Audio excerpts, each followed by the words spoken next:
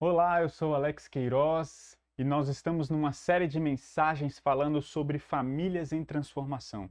Eu queria falar para você que a nossa intenção ao abordar esse assunto, ao tratar essa série, é mostrar como o evangelho, ele toca na nossa vida e ele afeta os nossos relacionamentos. Então a gente falou no domingo passado sobre como ser solteiro. A Bíblia fala muito sobre isso, a gente viu que a Bíblia fala sobre isso. E hoje nós vamos falar sobre casamento, isso mesmo. Então, nós queremos entender como o evangelho pode e deve transformar as nossas vidas, as nossas famílias e o nosso casamento, ok? Então, se prepara, talvez você esteja falando, eu sou solteiro, então essa mensagem não é para mim. Claro que é, você pode ver o que a Bíblia fala sobre casamento e você pode ver também como o evangelho afeta o casamento. Talvez você tenha amigos casados, você seja solteiro, e você vai poder mostrar, ajudá-los, especialmente porque existem muitas pessoas que são casadas e estão em conflitos dentro do casamento. E você que é casado, se prepara, abra o seu coração, deixa a palavra de Deus falar com você. A nossa intenção é que o Evangelho transforme a sua vida, que Jesus Cristo transforme a sua vida. E antes de mais nada, eu queria fazer duas considerações. A primeira é que não queremos gerar culpa através dessa mensagem. Por quê? Porque nós vamos falar sobre o ideal de Deus para o casamento. A gente vai falar bastante coisa sobre a transformação do evangelho, mas talvez você esteja vivendo em grandes conflitos dentro do seu relacionamento. E a nossa intenção não é gerar culpa, pelo contrário. A gente quer oferecer ajuda, mas talvez ao longo dessa mensagem você perceba que cometeu muitos erros no passado, ou esteja cometendo muitos erros no presente. E segunda consideração que eu queria fazer é que nós queremos ver como o evangelho transforma a maneira de enxergar o casamento, ok? Então, antes de mais nada, por que a gente quer falar sobre esse assunto? Por que a gente quer tratar disso? Porque o Evangelho transforma todas as coisas. E porque a gente está vendo muitas pessoas se divorciarem. Imagine você, uma vez eu ouvi de um amigo pastor contando, gente, nós precisamos falar sobre casamento porque olha o que aconteceu com Brad Pitt e Angelina Jolie, né? Você olha pro Brad Pitt, a Angelina Jolie, você fala, cara, quando eles estiverem no meio de um conflito, o Brad Pitt vai olhar pra Angelina Jolie e vai falar, tudo bem, olha só que linda, não tá tudo certo. Quando eles estiverem no meio de uma encrenca, a Angelina Jolie vai virar pro Brad Pitt e vai falar, é o Brad Pitt, não é mesmo? Mas, gente, eles se divorciaram. Da mesma forma, olha só o que aconteceu aqui, um casal de muita referência aqui no Brasil. William Bonner e Fátima Bernardes se divorciaram. Gente, nós precisamos falar sobre casamento, porque as pessoas estão se divorciando. Mas a gota d'água foi quando Joelma e Chimbinha se divorciaram. Aí sim, precisamos falar sobre isso, né? Mas, brincadeiras à parte, eu queria trazer alguns dados, ok?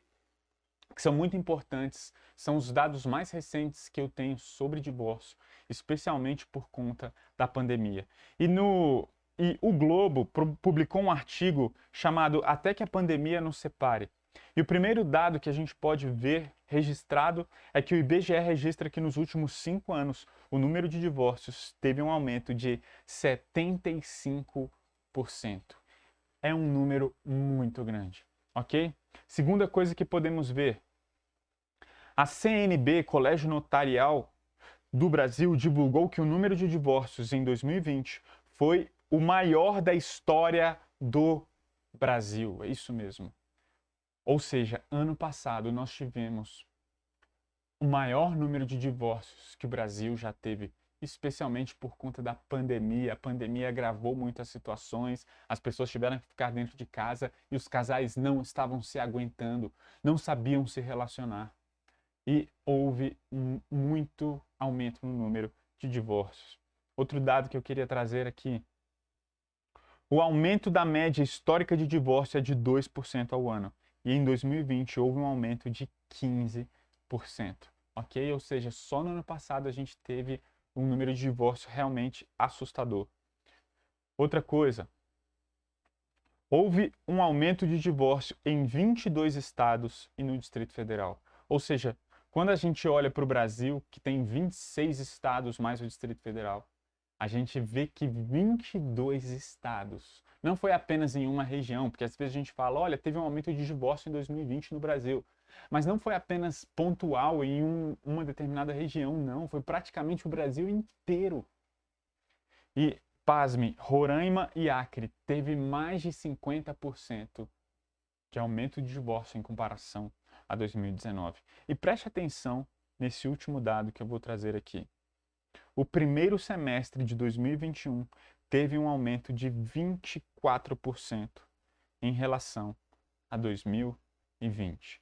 Presta atenção nesse dado, porque se 2020 foi o ano de maior número de divórcios na história do Brasil, o primeiro semestre desse ano teve um aumento de 24% em relação a 2020. Ou seja, provavelmente 2021 vai ser o ano de maior divórcio aqui no Brasil.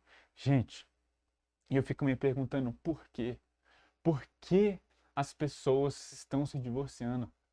E a nossa ideia é tentar mostrar como o Evangelho pode ajudar as pessoas dentro dos seus relacionamentos, dentro dos seus casamentos, em relacionamentos com conflito, como o Evangelho nos ajuda, como Cristo nos ajuda, como Cristo pode transformar todas as coisas, inclusive os nossos relacionamentos. E eu preciso, antes de mais nada, falar que nós vivemos em um mundo hedonista. Eu falei isso na mensagem anterior e preciso repetir. O que é o hedonismo? O que é o mundo hedonista? Hedonismo é a busca desenfreada por felicidade e prazer. O hedonismo são pessoas que vivem para ser felizes, ok? E eu quero te falar uma coisa, essa é a nossa cultura, nós vivemos debaixo dessa cultura. Ou seja, se a razão das pessoas tomarem decisões é a felicidade, se você não está feliz dentro do seu casamento, o que você faz? Divorcia.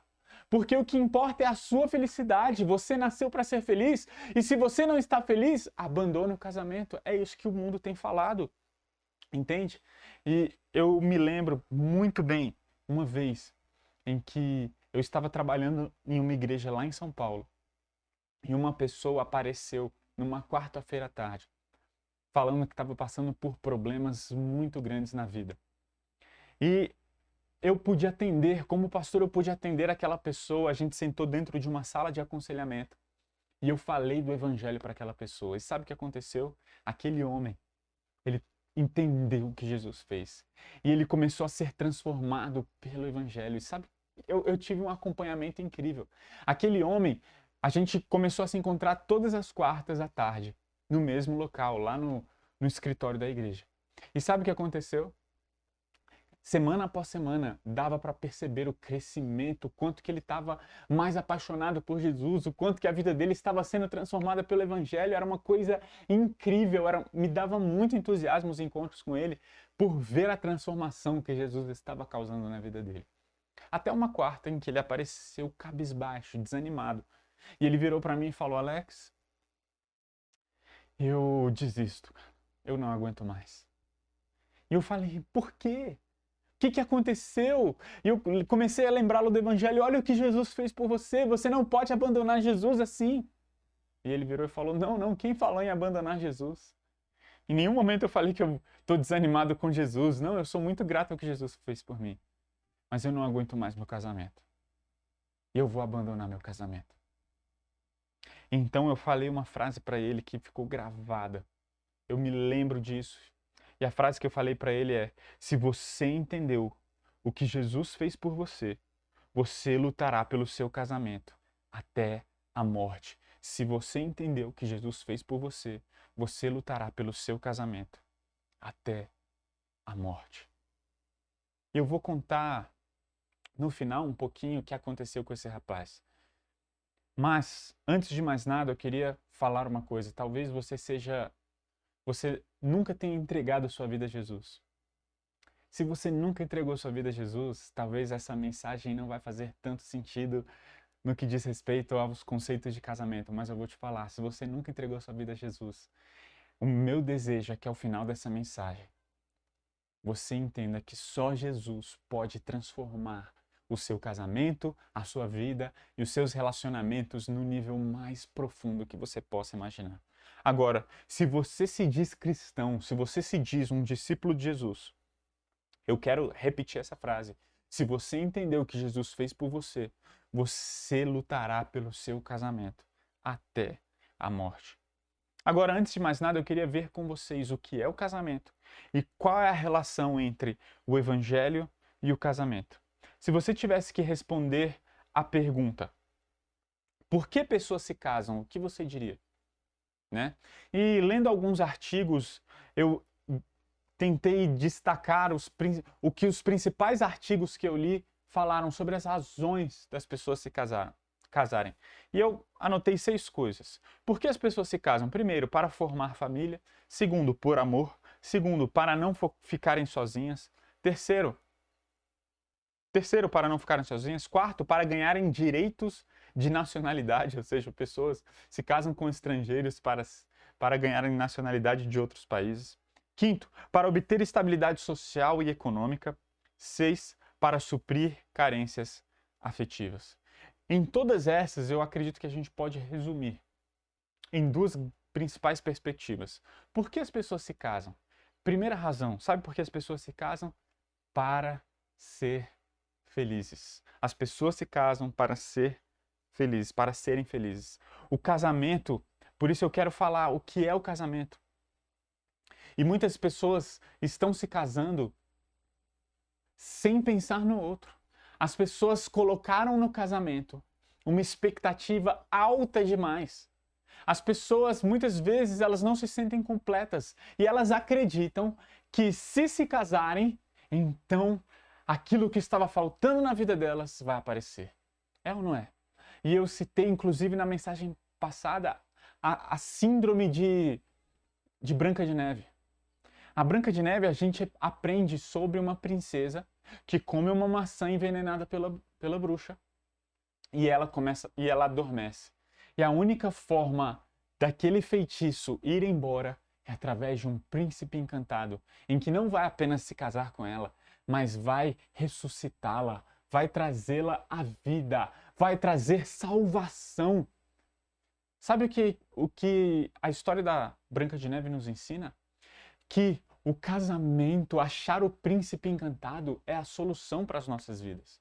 Entenda uma coisa, tem muitas pessoas que não percebem, mas colocam no casamento exatamente essa expectativa. A hora que eu achar a princesa da minha vida, aí sim eu estarei completo. Sou bem-sucedido em muitas áreas, mas falta se casar. Quando a gente pensa dessa forma, a gente não está entendendo o propósito de se casar. Quando a gente pensa dessa forma, a gente está cometendo um grande erro. Parece que as pessoas estão se casando cada vez mais para se tornarem felizes. Tanto é que agora inventaram, acredite se quiser, a sologamia. A monogamia é uma pessoa que é casada com uma única pessoa, ok? A poligamia é uma pessoa que é casada com várias outras pessoas.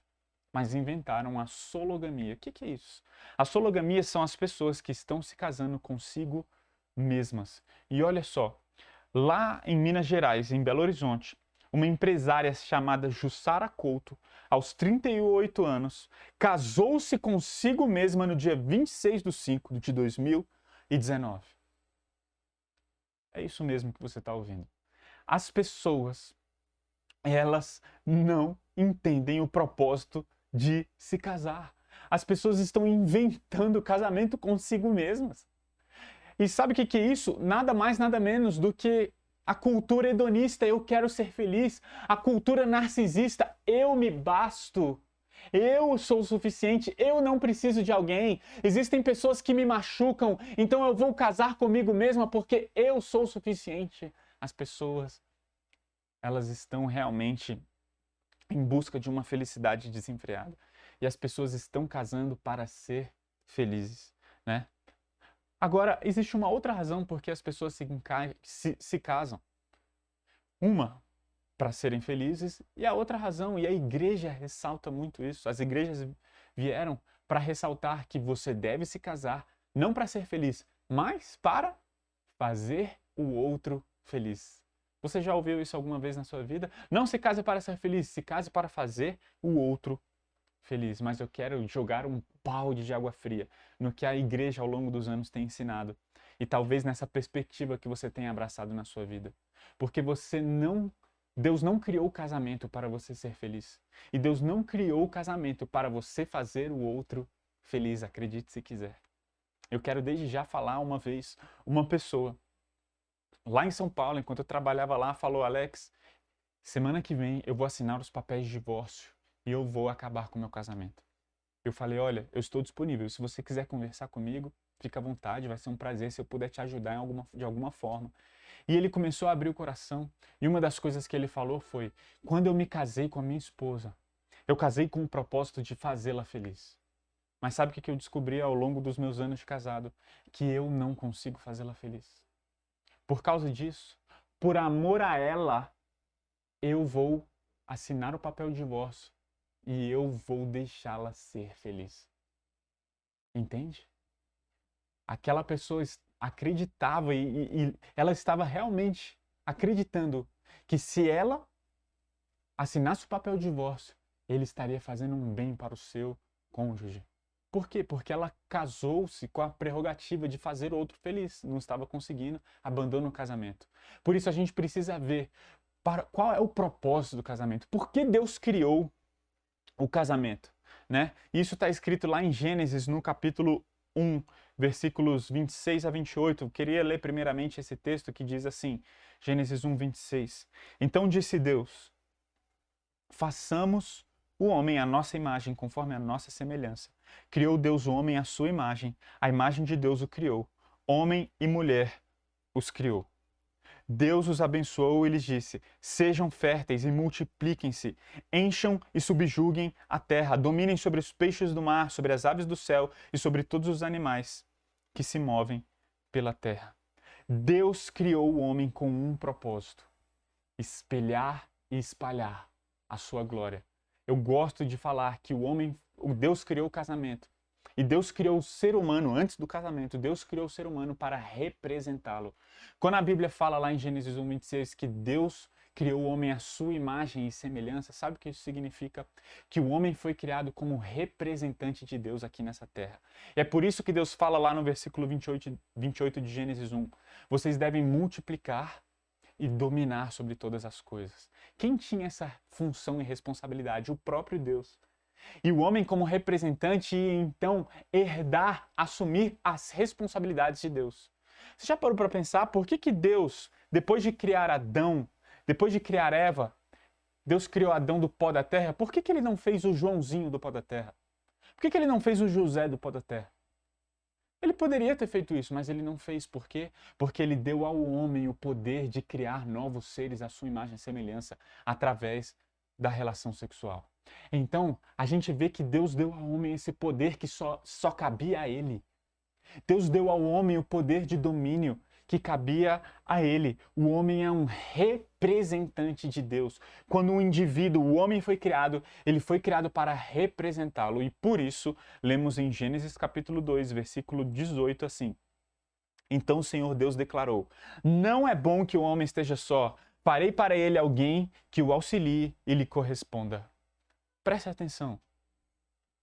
Deus criou no primeiro dia e falou, criou coisas no primeiro dia e falou, é bom. Deus criou o animal e falou, é bom. Deus criou a plantinha e falou, é bom. Deus criou o homem e falou, é bom, mas tem algo que não é bom aqui. O que não era bom? De acordo com Gênesis capítulo 2, versículo 18, Deus falou, não é bom que o homem esteja só. E a pergunta é, por que não é bom que o homem esteja só? Tem muitas pessoas que falam, não é bom que o homem esteja sozinho. O homem não estava se sentindo solitário, entenda isso. Por quê? Porque o homem desfrutava de um pleno relacionamento com Deus. O homem jamais ia se sentir só. Senão, solidão é algo triste. Se é algo triste, é algo relacionado à queda. O homem não sentia a solidão, mas o homem estava só. São coisas diferentes. O homem não estava sofrendo por estar só, porque ele se relacionava com o próprio Deus. Mas Deus declarou, não é bom que o homem esteja só. E ele não falou, não é bom que o homem não se sinta só. E por que não é bom que o homem esteja só?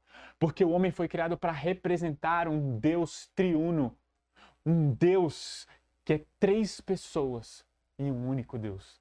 Então Deus criou o quê? O casamento. Porque dessa forma o homem poderia representar esse Deus que é três pessoas em um único Deus. Por essa razão, versículo 24, o homem deixará pai e mãe, se unirá à sua mulher, ou seja, homem e mulher vão se tornar uma só carne, assim como Deus, três pessoas, uma essência, casamento, duas pessoas, uma só carne. O casamento foi criado para espelhar quem Deus é, espelhar a glória de Deus, espalhar a glória de Deus por toda a terra, espalhar a adoração a Deus por toda a terra, através da multiplicação. Essa ordem foi dada. Agora, preste atenção, porque aqui a gente já mata uma coisa muito importante que a gente precisa falar. O casamento não é sobre você. Quando a gente lê Gênesis capítulo 1 e Gênesis capítulo 2, de cara a gente entende que o casamento não é sobre nós. O casamento não é para ser feliz. O casamento não é para fazer o outro feliz. O casamento é para fazer Deus feliz. O casamento é para representar a Deus. Deus criou o casamento para que as pessoas, através do relacionamento matrimonial, vissem o relacionamento da Trindade. Deus Pai, Deus Filho, Deus Espírito Santo. É por isso que existe dentro do casamento a mesma capacidade, a mesma dignidade. Homem não é superior à mulher em nenhum aspecto, mas funções diferentes. Por quê? Porque na Trindade eles são iguais em essência, iguais em dignidade. Os três precisam ser adorados como Deus, mas possuem funções diferentes. O casamento da mesma forma foi criado para representar esse Deus. Por isso entendo, o casamento não é sobre você. O ideal de Deus é que o casamento represente quem ele é. E é por isso que a gente afirmou na mensagem anterior, quando a gente estava falando especialmente para os solteiros, a melhor pessoa para você se casar é aquela que não precisa de você para estar completa. Por quê? Porque, gente, quando você se casa com alguém que não entendeu isso, quando você se casa com alguém que se casou para ser feliz, você está encrencado. Sabe por quê? Porque você nunca vai conseguir suprir todas as necessidades de felicidade daquela pessoa. Somente Deus pode suprir o vazio do nosso interior. E quando a gente projeta isso num cônjuge, a gente massacra aquele cônjuge. É por isso que existem muitos casamentos dando errado, porque isso precisa ser resgatado. O propósito para o qual o casamento foi criado precisa ser resgatado. Por isso, se você está me ouvindo, entenda, se você é casado, você está casado, não é para você ser feliz, não é para você fazer o outro feliz, é para você representar um Deus de glória com um relacionamento perfeito de Deus. Mas, diante disso, eu quero falar, o pecado estragou tudo. Deus criou o casamento de maneira perfeita, mas o pecado estragou tudo. E é isso que a gente vê lá em Gênesis capítulo 3. No versículo 6 a gente lê assim: quando a mulher viu que a árvore parecia agradável ao paladar, era atraente aos olhos e além disso desejável para dela se obter discernimento, tomou do seu fruto, comeu e o deu ao seu marido que comeu também. Versículo 16. A mulher, Deus declarou: multiplicarei grandemente o seu sofrimento na gravidez. Com o sofrimento você dará à luz filhos. Seu desejo será contra o seu marido, e ele a dominará. E ao homem declarou: visto que você deu ouvidos à sua mulher e comeu do fruto da árvore da qual eu lhe ordenara para que não comesse, maldita é a terra por sua causa, com sofrimento você se alimentará delas todos os dias da sua vida. Eu queria destacar essa frase que está aí em amarelo na sua tela. Seu desejo será contra o seu marido e ele a dominará. Aqui a gente precisa entender que Deus criou o casamento de maneira perfeita. Adão e Eva, eles possuíam um casamento perfeito, sem conflitos. Dentro da distinção de funções que foi dada por Deus a Adão e a Eva dentro do casamento, Adão liderava Eva de uma maneira amorosa. Adão liderava Eva de uma maneira servil, ele servia Eva com amor. Eva auxiliava Adão em sua missão de governar a terra e multiplicar. Era um relacionamento perfeito. Mas a gente vê aqui em Gênesis capítulo 3 que depois que o pecado entrou no mundo, porque eles comeram do fruto que Deus falou que não era para eles comerem, quando o pecado entrou no mundo, sabe o que aconteceu? Agora, o desejo da mulher seria contra o desejo do marido. Antes não era assim. A mulher vivia em harmonia, a mulher tinha prazer nos desejos do marido. A mulher, ela realmente era submissa em sua plenitude e ela tinha prazer na submissão. Agora não. Agora, depois do pecado, a mulher vai lutar contra os desejos do marido. E da mesma forma, o homem, ele vai dominar a mulher. Isso é consequência do pecado. Isso não é Deus falando agora você vai ser escrava do homem. Não, é justamente o contrário. Deus não se agrada de homens dominadores. Deus não quer maridos dominadores. Mas sabe por que isso muitas vezes acontece dentro dos lares? Por causa do pecado. Isso precisa ser corrigido. O evangelho precisa transformar todas as coisas. Sabe? O casamento foi criado para ter essa representação perfeita, mas o pecado estragou tudo. Por isso precisamos entender de uma vez por todas. Por causa do pecado, os nossos casamentos são imperfeitos. Entenda isso. Se você é casado, entenda que você é casado com uma pecadora. Se você é casada com um pecador. O que pecadores fazem? Eles pecam. Casamento é como alguém, entende? Que está constantemente em conflito, é um relacionamento em conflito. Por quê? Sabe por que nós temos dificuldade de nos relacionar? Não apenas no casamento. Sabe por que existem conflitos? Por causa do pecado. E uma vez me falaram, né? Essa piadinha. Sabe o que é o casamento? O casamento é alguém dentro de uma piscina bem gelada. Né? E tem alguns solteiros do lado de fora perguntando assim: e aí, como é que tá a água dessa piscina? Posso entrar? E as pessoas casadas dentro da piscina falam: vem, entrem! Vem que a água tá bem quentinha, né? Só que a água tá lá trincando. Gente, casamento tem dificuldades por causa do pecado. Mas eu já quero de antemão te falar uma coisa. Não saia da piscina. Você já saiu de uma piscina? Você já viu como é mais gelado do lado de fora do que do lado de dentro? Então não acredite, não ache que divórcio é a solução para os seus problemas de relacionamento. Casamento tem sim suas dificuldades por causa do pecado, mas quando a gente resgata o propósito de Deus para o casamento, a gente percebe então a beleza de vivermos em união e vivermos junto. Por isso eu já quero falar que o ponto central para um casamento de sucesso é o reconhecimento da sua imperfeição. E como é impressionante termos que lidar com isso. Existem muitos casais, muitas pessoas que entram no casamento com expectativas completamente irreais. Sabe por quê?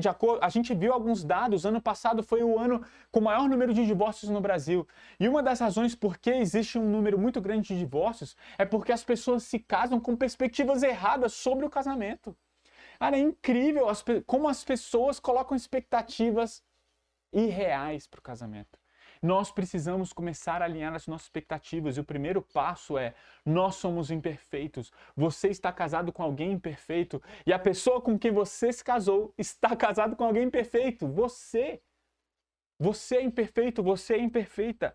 E nós precisamos entender que para termos um casamento de sucesso, precisamos reconhecer as nossas falhas e a nossa pecaminosidade, ok?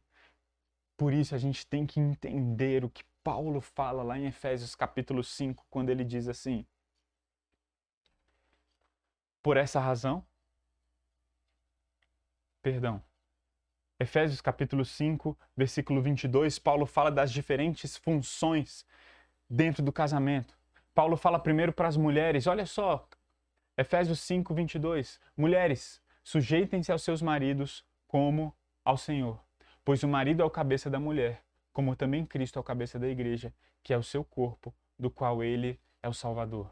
Ou seja, precisamos entender que Deus criou o homem e a mulher com mesma compatibilidade. Isso significa a palavra idônea. Quando Deus lá em Gênesis falou, vou criar uma auxiliadora idônea, é isso, de mesma dignidade, de mesma compatibilidade. Assim como Deus Pai, Deus Filho e Deus Espírito Santo têm uma essência, a mesma dignidade, merecem a adoração de maneira igual, são dignos da mesma forma. Homem e mulher também são dignos da mesma forma. E é terrível quando o machismo, ele coloca o homem acima da mulher. E é terrível quando o feminismo coloca a mulher acima do homem. Entenda, homem e mulher são igualmente dignos. E aqui a gente vê, primeiro Paulo falando, mulheres, sujeitem-se aos seus maridos. E depois Paulo fala em Efésios capítulo 5, versículo 25, maridos, amem suas mulheres assim como Cristo amou a igreja e entregou-se a si mesmo por ela. Existem dois grandes desafios aqui. Porque para as mulheres se submeterem a maridos que amam de maneira perfeita, ok, tranquilo, fácil, né? Agora, se submeter a maridos imperfeitos é muito difícil. Tem muitos maridos que, como a gente viu, por causa do pecado, estão, ao invés de amando suas mulheres, estão dominando elas. Entende? Então a gente tem que entender que existe uma baita dificuldade aqui, porque todo casamento é imperfeito. Lógico que uns mais do que outros, mas todo casamento é imperfeito.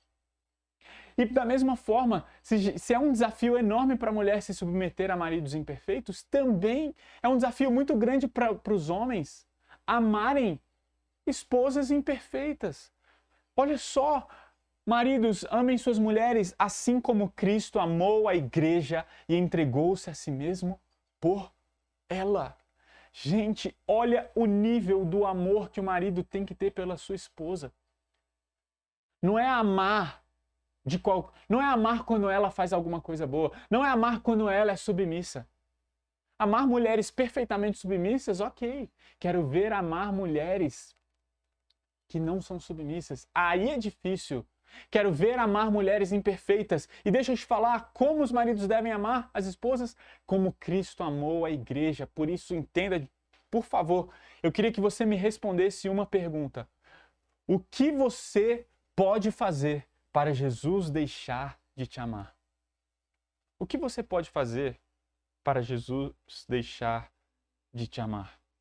Tem algo que você possa fazer?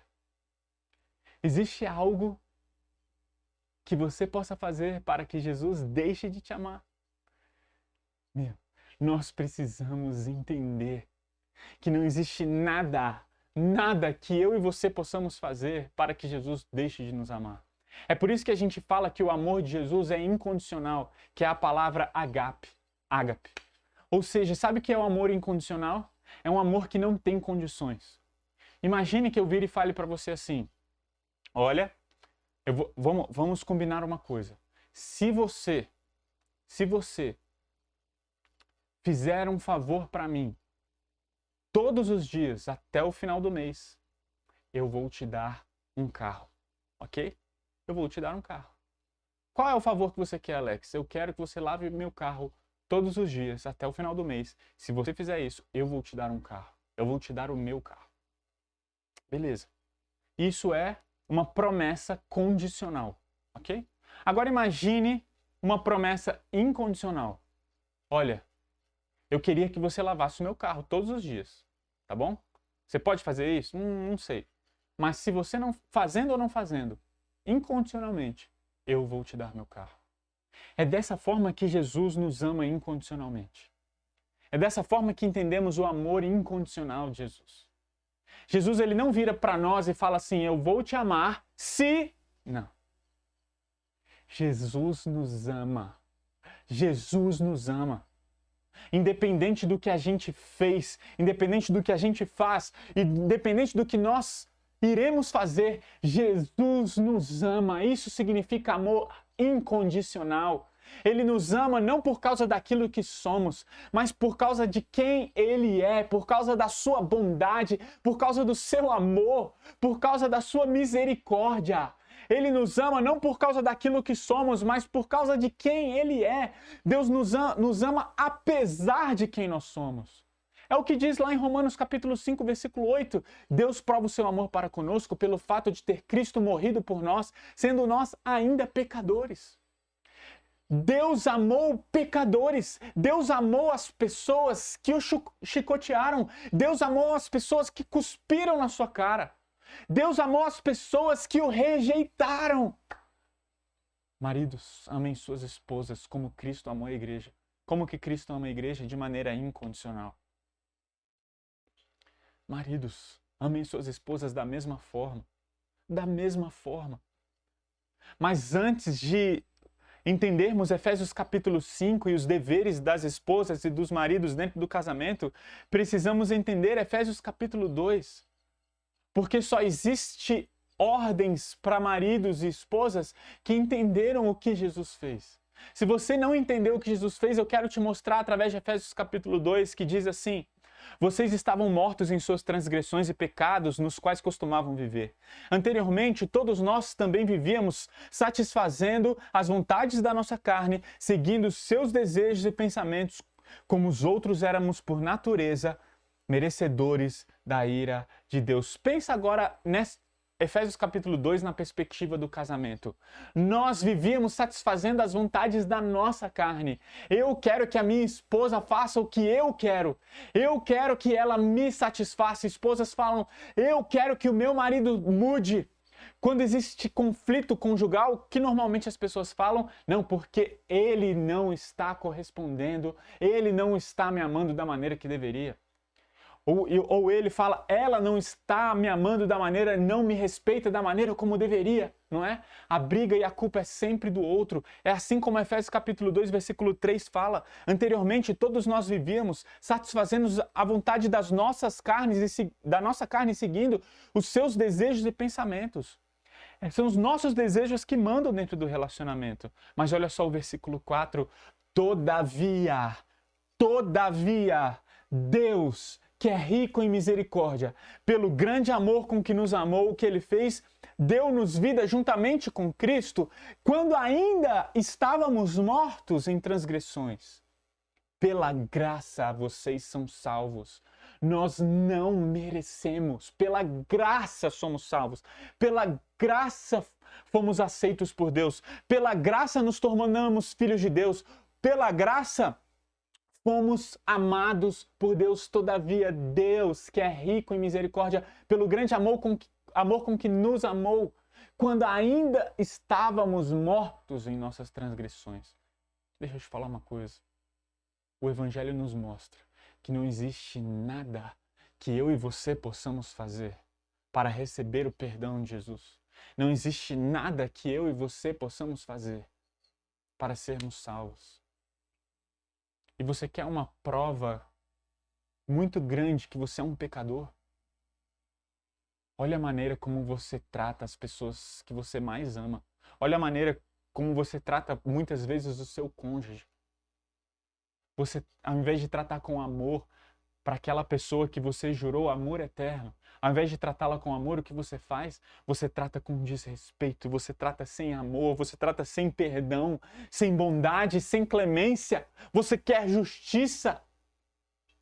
Sabe por quê? Por causa do meu e do seu pecado.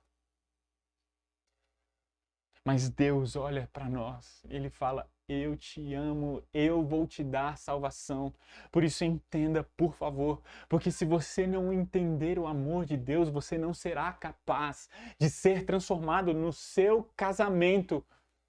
Não é você que muda o seu casamento, é o Evangelho, é Jesus que muda o seu casamento. Não é você que transforma quem você é Jesus que transforma quem você é. Por isso que está escrito em Efésios capítulo 2, versículo 4, todavia Deus, que é rico em misericórdia, pelo grande amor com que nos amou, deu-nos vida juntamente com Cristo, quando ainda estávamos mortos em transgressões. Pela graça vocês são salvos. Pela graça nós fomos salvos. Dave Harvey, quando ele escreveu um livro fantástico chamado Quando Pecadores Dizem Sim, ele falou: não devemos ignorar nosso pecado, pois ele é o contexto em que o evangelho brilha mais intensamente. Enquanto o pecado não for amargo, Cristo não será doce. Enquanto não entendermos o problema, não conseguiremos ter prazer na solução. A graça é verdadeiramente admirável por causa daquilo do que fomos salvos. Entenda, por favor, entenda o que David Harvey está falando aqui. Nós não devemos ignorar nosso pecado. Se você achar que o seu cônjuge precisa de transformação, você está mirando na pessoa errada. O Evangelho nos mostra que quem é pecador sou eu. Quem precisa de transformação sou eu. Que tipo de transformação eu preciso? Eu preciso de salvação. Enquanto você não entender que é um pecador, você não vai ver que Jesus é tudo de que você precisa. Enquanto o pecado não for amargo, Cristo não será doce. Tem muitas pessoas que só procuram a Jesus quando estão no fundo do poço. E talvez esse seja o seu caso.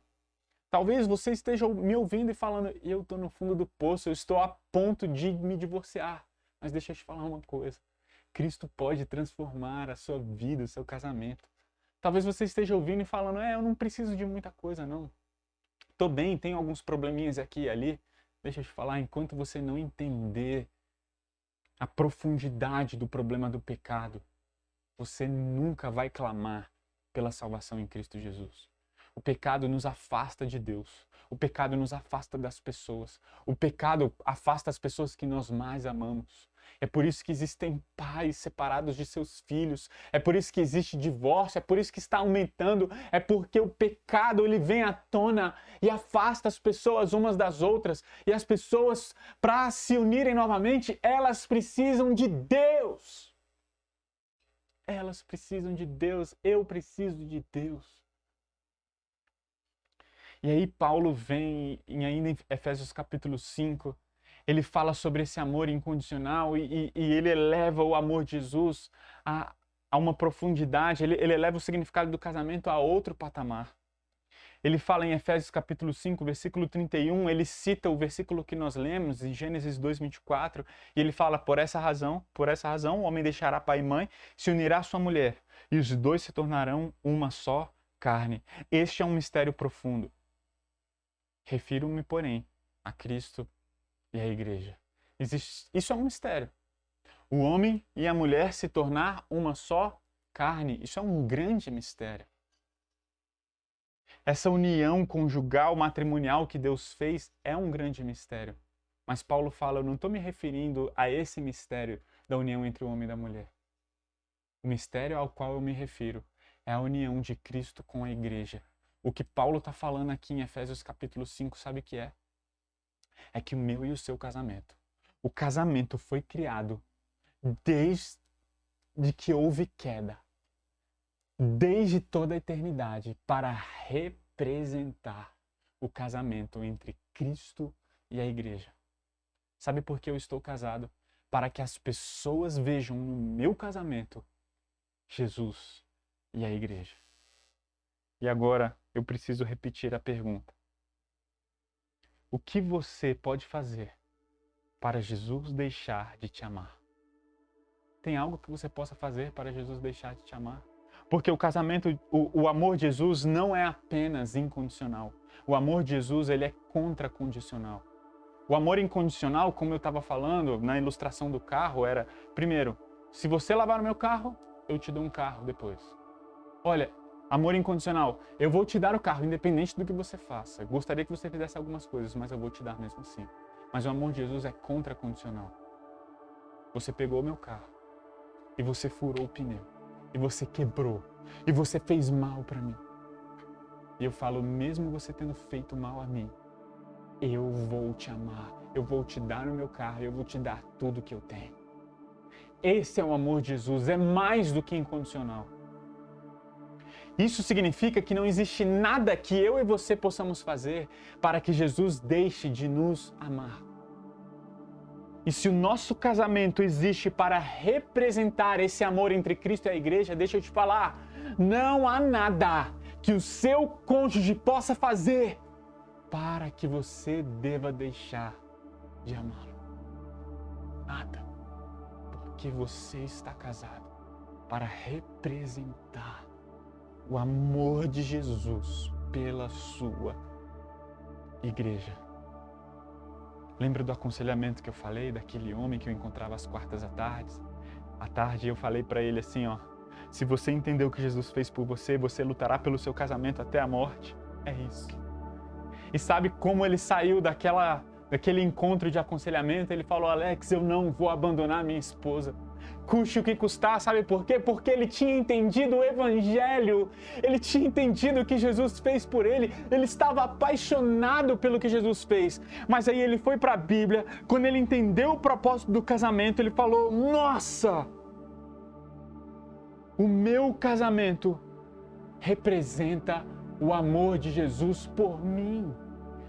Quando você luta pelo seu casamento, você luta pelo casamento de Cristo com a igreja. Sabe por que as pessoas não acreditam mais no Evangelho? Sabe por que o mundo não acredita mais no Evangelho? Porque o índice de divórcio dentro da igreja é praticamente igual ao do mundo. As pessoas não perseveram mais, as pessoas não amam mais incondicionalmente. Como que o mundo vai ver o amor contracondicional de Jesus? E agora eu quero levantar inclusive uma questão. Sabe quando a graça de Deus é maior, mais notória? Quando nós pecamos. Sabe por que a graça de Deus, o amor de Deus é tão grande? Porque Ele amou pecadores, como eu e você. Sabe quando que o amor de Jesus vai ser mais visto dentro do seu casamento? Quando o seu cônjuge falhar e pecar. Onde abundou o pecado, superabundou a graça. Quando o seu cônjuge pecar contra você e te magoar e te ferir, é a oportunidade de você mostrar a graça e o amor de Jesus por ela que você recebeu de Jesus. Tem um filme chamado A Prova de Fogo. E o ápice daquele filme, a parte mais emocionante daquele filme, é quando o protagonista, ele tem uma conversa com o pai dele. E ele começa a falar para o pai, eu não aguento mais meu casamento. Eu fiz um monte de coisas para ela, olha, não estava fácil, mas eu tentei, eu lutei pelo meu casamento e eu não aguento mais.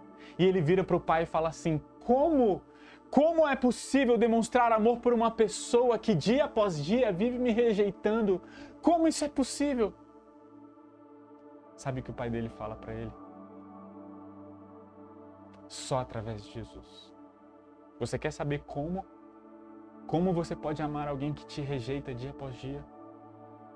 Como você pode amar alguém que mesmo quando você faz algo bom, faz algo ruim para você? Você quer saber como você pode amar alguém que mesmo quando você demonstra amor, ela não te corresponde? Sabe como?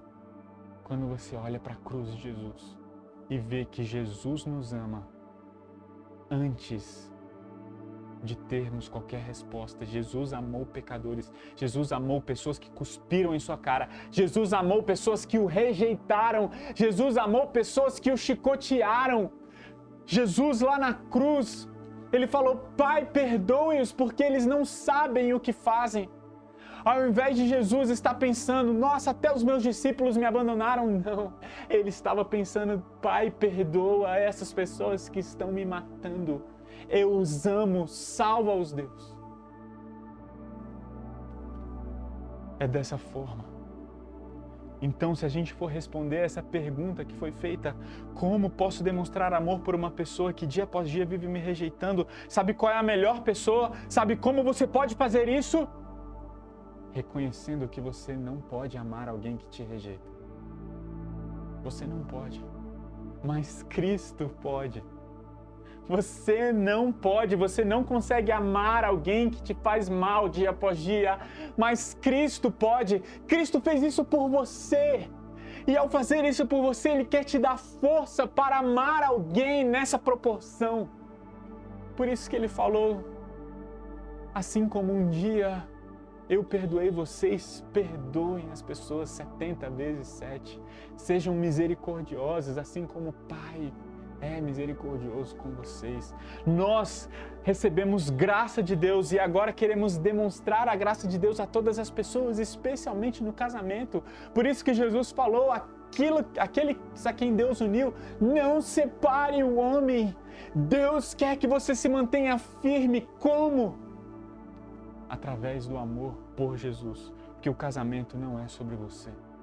O seu relacionamento não é sobre você. Não abandone, sabe por quê? Porque a sua perseverança dentro do casamento demonstra que existe um Deus amoroso, misericordioso. Por isso eu queria encerrar e lembrar, não é sobre você. Não é sobre você. Casamento não é sobre o quanto você ama o seu cônjuge. Casamento é sobre o quanto Jesus ama você. Casamento não é sobre o seu cônjuge, sobre você, é sobre o quanto Jesus ama você. Casamento não é sobre fazer o outro feliz, é sobre fazer Deus feliz. Deus, o Senhor quer que eu permaneça unido, eu vou permanecer porque eu te amo. Casamento não é sobre permanecer juntos. Eu vou ficar casado porque tem que ficar junto. Deus falou que tem que ficar junto. Não é isso. Se você está perseverando dessa forma, você não entendeu o amor de Jesus. Casamento não é sobre permanecer junto, casamento é sobre amar alguém que não te merece. Não é permanecer junto, é amar. Não é ficar lá, ser nesse casamento chato que eu não aguento mais. Não é isso. É amar quem não te merece, amar, se doar, abraçar, viver e falar, eu vou te amar, mesmo que você me faça chorar. Sabe por quê? Porque é isso que Jesus fez. Ele me ama mesmo quando eu não mereço. Eu não mereço, mas Ele me ama. Por isso, você não luta pelo seu casamento por amor ao cônjuge, mas por amor a Jesus e por amor ao que Ele fez por você. Lute pelo seu casamento. Lute, não por amor ao cônjuge, mas por amor a Jesus. Talvez você diga, eu conheço casais que não são cristãos e são mais felizes do que os cristãos. Ok, casamento não é sobre ser feliz. Casamento é sobre espelhar quem Ele é. É sobre mostrar o amor de Cristo pela igreja. É sobre mostrar esse relacionamento da Trindade. É sobre representar a Deus. E por isso eu queria encerrar falando 4 coisas. Faça alguma coisa. Faça algo. Primeira coisa. Você está passando por algo difícil no casamento? Peça ajuda. Se você não consegue solucionar os problemas do seu casamento, saiba, nós queremos te ajudar. Nós queremos te ajudar.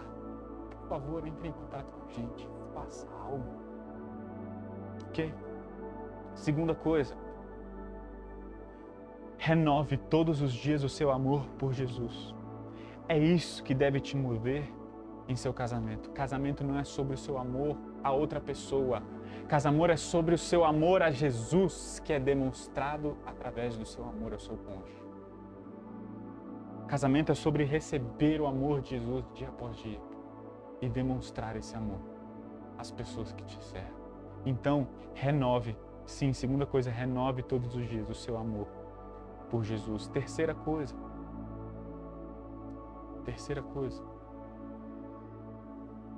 Nessa semana, pergunte ao seu cônjuge o que você pode fazer para mostrar mais amor por ele. Ok? Pergunte ao seu cônjuge o que você pode fazer para mostrar mais amor por ele. Tem muitos casais que vivem brigando, falando, você precisa melhorar, você precisa fazer isso, você precisa mudar. Esquece. Jesus nos amou antes de falar o que a gente tinha que fazer. Ele foi e fez. Então, você quer saber? Pergunte para o seu cônjuge o que você precisa melhorar. Ok? E quarta e última coisa. Até o final deste mês, escreva junto com o seu cônjuge a missão do casamento de vocês, à luz do que nós acabamos de ver nessa mensagem. O casamento não é sobre você. Reescreva o propósito do seu casamento junto com o seu cônjuge. Coloque Deus no centro, coloque Jesus no centro, escreva uma missão. ok? Faça alguma coisa. Depois de ouvir tudo isso, você não pode ser a mesma pessoa. Seu casamento não pode permanecer como está. Ah, mas estava muito bom, Alex, mas pode melhorar, pode se parecer mais com Jesus. Converse sobre isso, faça alguma coisa. Eu queria orar encerrando. Deus, somos pecadores. Precisamos da sua graça. Eu quero te pedir, em primeiro lugar, por todas as pessoas que ouviram essa mensagem e nunca se entregaram ao Senhor. Que elas possam entregar o coração a Ti. Que elas possam ser transformadas pelo Evangelho, para que o casamento seja transformado. E abençoe todos os casados que estão ouvindo, para a honra e glória do nome de Jesus que nós oramos. Deus te abençoe.